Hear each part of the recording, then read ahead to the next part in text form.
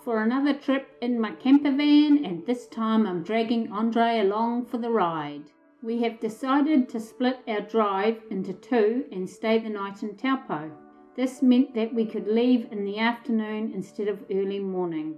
We stayed at the Department of Conservation 5 Mile Bay Recreational Reserve, just off State Highway, about 8 kilometres south of the Taupo Township. This is a well-used spot with lots of campers staying the night here, and if you want to get a good spot, you have to get here early.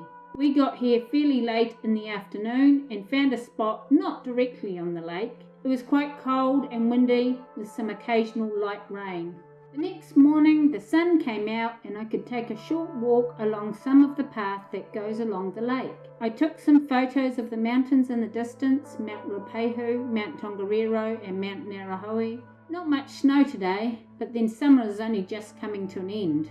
I went for a walk in the water and it was surprisingly warm. By the time we slowly got organised to head to Napier, over half the campers from the night before had left. We headed back north to get onto the Napier Highway and started to get that soft light rain again. We had all day to get to our destination, so we were in no rush, which was great because there were lots of roadworks on the highway. The Waipanga Falls are about halfway between Taupo and Napier.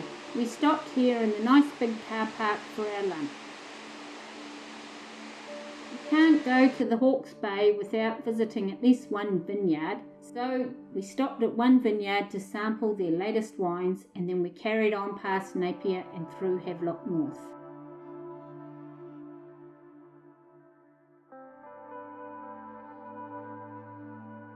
Eventually we got onto a gravel road for a short distance, and then a long, steep one-way road down to the beach. Our campground for the weekend was a park-over property next to the surf club that can be accessed by the NZMCA members. There were only us and one other camper when we arrived. Some of the site was set aside for what looked like permanent holiday sites, making the campsite look even more abandoned. On Saturday, a few more campers turned up and we didn't quite feel so alone.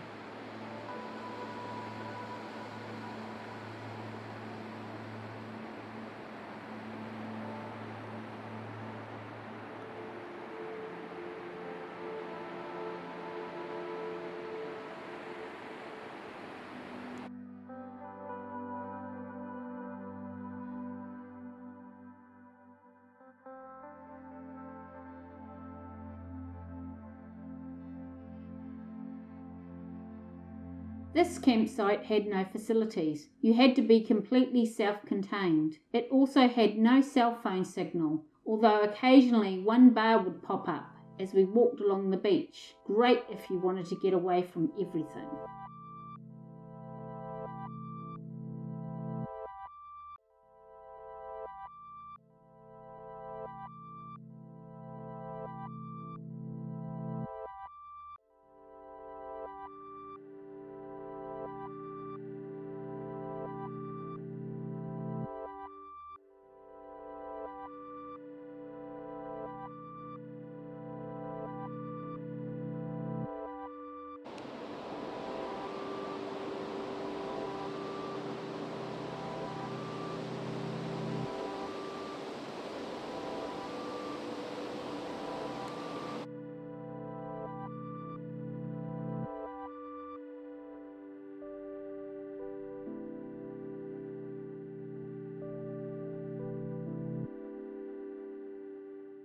On Sunday morning we started to run out of fresh water, and as I emptied the last sink of dirty dishwater, the grey water alarm went off. So we didn't do too bad. We now know we can easily last 3 days before we need to clean out the tanks and take on fresh water.